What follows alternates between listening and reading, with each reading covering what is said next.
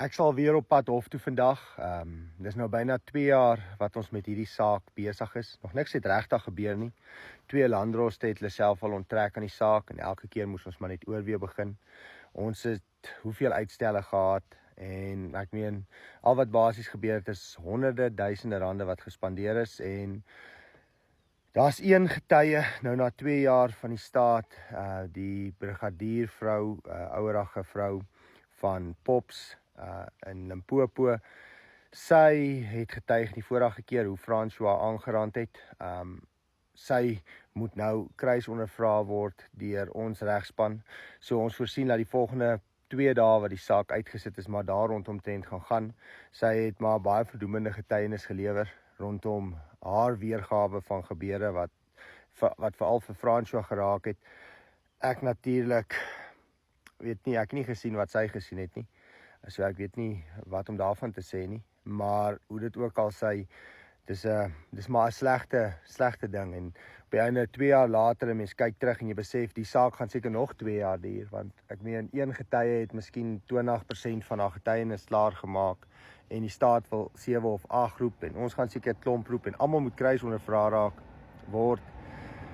So ek sal nie verbaas wees as hierdie saak nog nie afgehandel is in 2030 nie. So ou weet nie regtig, dis soos 'n swaard oor jou kop hang, jy weet nie regtig waar die hele ding heen gaan en waar dit gaan eindig en daar's so baie goed wat agter die skerms gebeur en daar's so baie mense wat ook hulle eie teorieë het.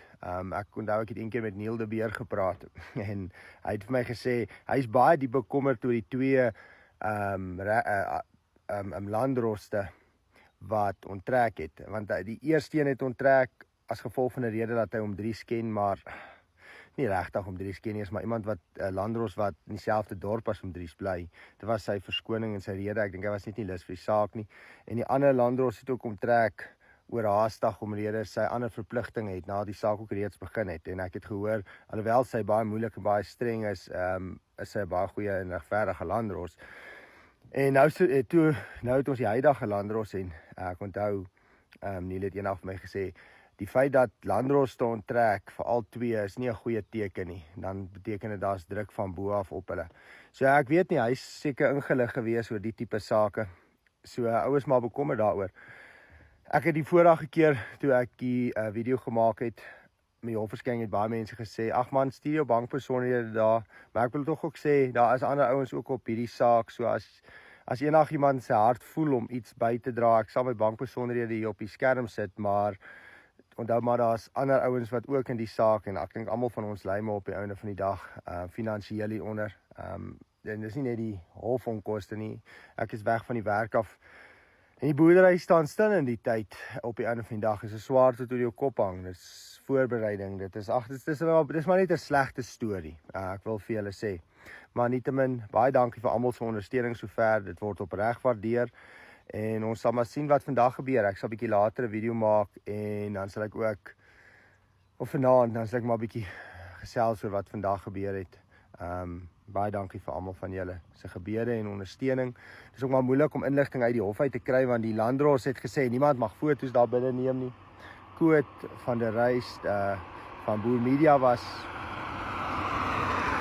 die vorige keer daar en sy het hom baie moeilikheid gegee oor foto's en video's neem. So hy kon eintlik maar op die einde glad nie rapporteer oor dit wat in die hof gebeur nie.